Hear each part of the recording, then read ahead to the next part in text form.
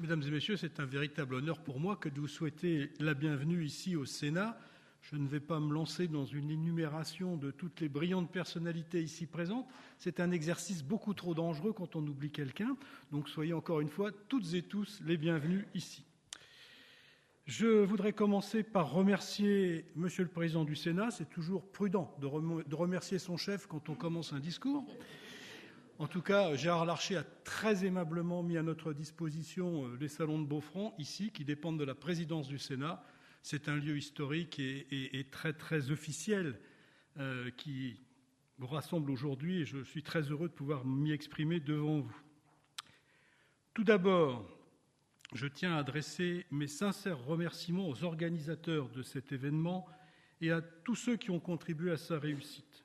Le comité scientifique ProAnima et plus particulièrement sa fondatrice, Madame Christiane Lopi-Koechlin, ainsi que Madame Emeline Goujon, administratrice et consultante de cette association, dont la contribution a été essentielle pour le parfait déroulement de cette soirée.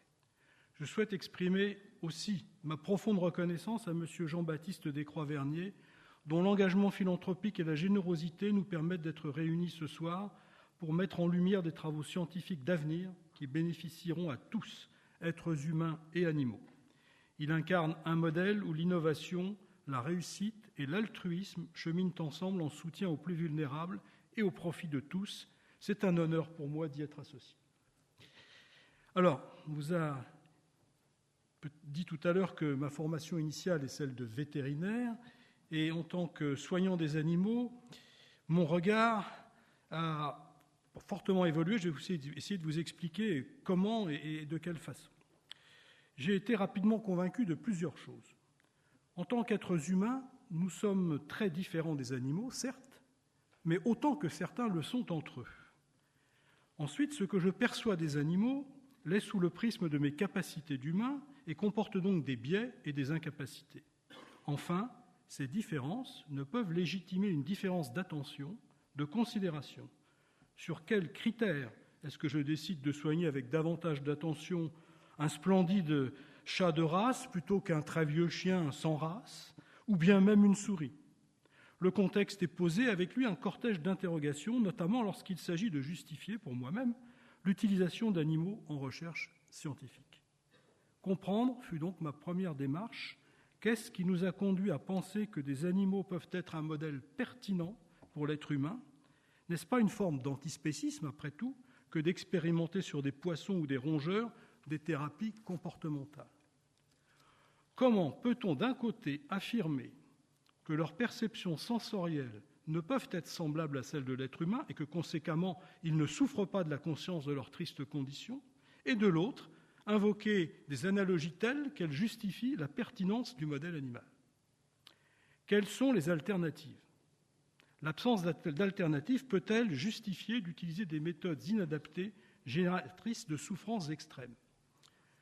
Il faut reconnaître que nous sommes heureux d'être confrontés à l'obligation de réfléchir à ces sujets et à se positionner en tant que parlementaire en ce qui me concerne dans les années 2020 et non il y a 80 ans à l'époque du procès de Nuremberg. En 2010, l'Union européenne, à travers la directive que vous connaissez tous, la 2010-63/UE, sur la protection des animaux utilisés à des fins scientifiques, incite fortement les États membres à promouvoir les principes des 3 R et à mettre en place des structures facilitant leur application. La base réglementaire européenne était posée, le débat aussi, il devient technique sur les modalités et conditions de remplacement des animaux en expérimentation. L'objectif et la direction sont clairs. Favorable à la formation d'un centre national dédié aux principes des 3 R et ayant amendé et voté en ce sens en 2020 lors de l'examen de la loi de programmation de la recherche pour les années 2021 à 2030, j'ai souhaité, dès sa nomination, m'entretenir avec la directrice de ce centre. Je remercie ici Mme Athanasia Sotiropoulos pour sa réactivité, la spontanéité de nos échanges dès leur début, ainsi que pour la pérennité de ceux-ci qui me permettent de suivre les évolutions du FC3R. En parallèle, j'ai souhaité multiplier les occasions d'approfondir mes connaissances sur ces sujets. Ainsi, j'ai pu visiter la société Edentech, dont le président-directeur général m'a initié au rôle de la microfluidique dans la réduction de l'utilisation des modèles animaux. Je me suis également intéressé à l'état de l'utilisation des méthodes alternatives dans l'enseignement notamment dans l'enseignement vétérinaire. Je suis allé à VétagroSup pour voir les moyens de simulation qui permettent aux étudiants d'apprendre et de répéter des procédures diagnostiques et thérapeutiques essentielles avant de les appliquer en situation réelle sur des animaux. J'ai eu également des échanges avec un professeur de physiologie neurosciences d'un IUT de biologie, Philippe Lucarini, dans le cadre d'un amendement visant à supprimer l'utilisation d'animaux vivants dans les formations, dans le cadre du projet de loi de programmation de la recherche, toujours pour les années 2021 à 2030, promulgué en décembre 2020. J'ai eu aussi des échanges avec les services de santé des armées sur les outils de simulation et j'ai fait un déplacement très intéressant à Nancy autour de la simulation dans l'enseignement de la chirurgie humaine.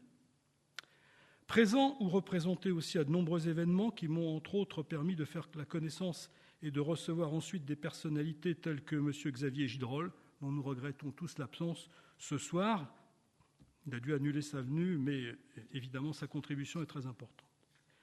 J'ai posé également de nombreuses questions écrites au gouvernement, à la fois sur les méthodes alternatives, la dernière sur le foie sur puce, mais aussi sur la recherche et l'enseignement relative aux recherches de gains de fonction, à l'utilisation des primates non humains en enseignement, aux animaux dans les armées.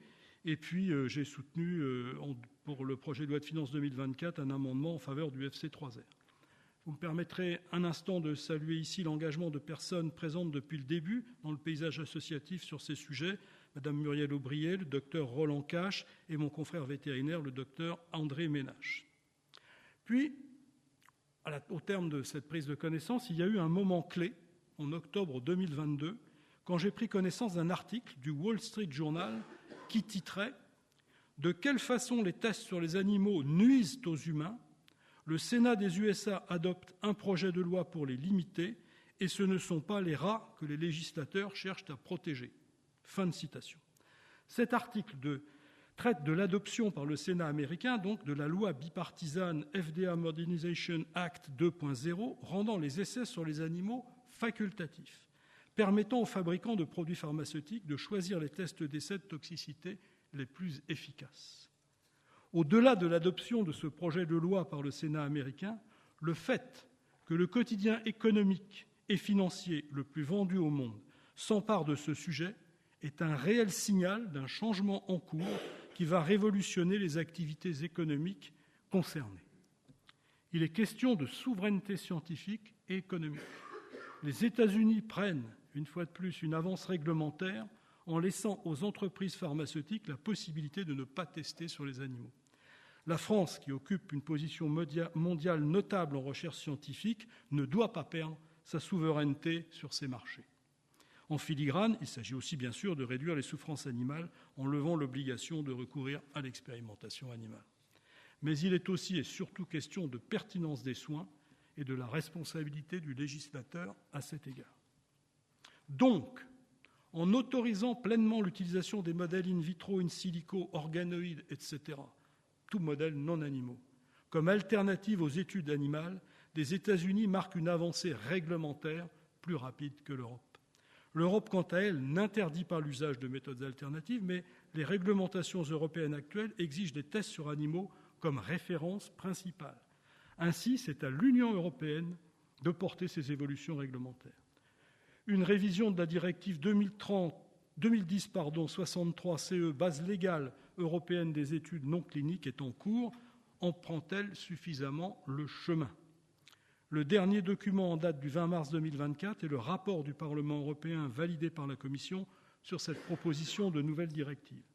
Le Parlement européen encourage explicitement l'utilisation de méthodes alternatives aux tests sur animaux avec des appels à l'accélération de la validation de ces méthodes, des mentions de la nécessité d'investir dans la recherche sur ces approches, une volonté de réduire progressivement le recours aux animaux dans l'évaluation des médicaments. Cependant, la structure légistique peut laisser entendre que les tests sur les animaux resteraient la référence par défaut. Cela relève-t-il de la résistance au changement liée à des apprentissages dépassés et à une économie encore très centrée sur l'utilisation des animaux et ou à un puissant lobbying des acteurs économiques de l'utilisation d'animaux? Les animaleries composent le budget le plus important des laboratoires de recherche.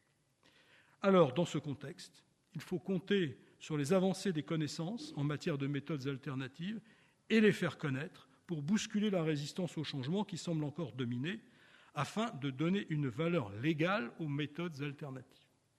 C'est tout l'intérêt d'un prix et d'un événement comme celui de ce soir que de contribuer à amplifier l'information du public averti et moins averti, car la pression sociale, qui est déjà forte, sera déterminante pour que les méthodes alternatives à l'expérimentation animale s'imposent comme méthode de référence.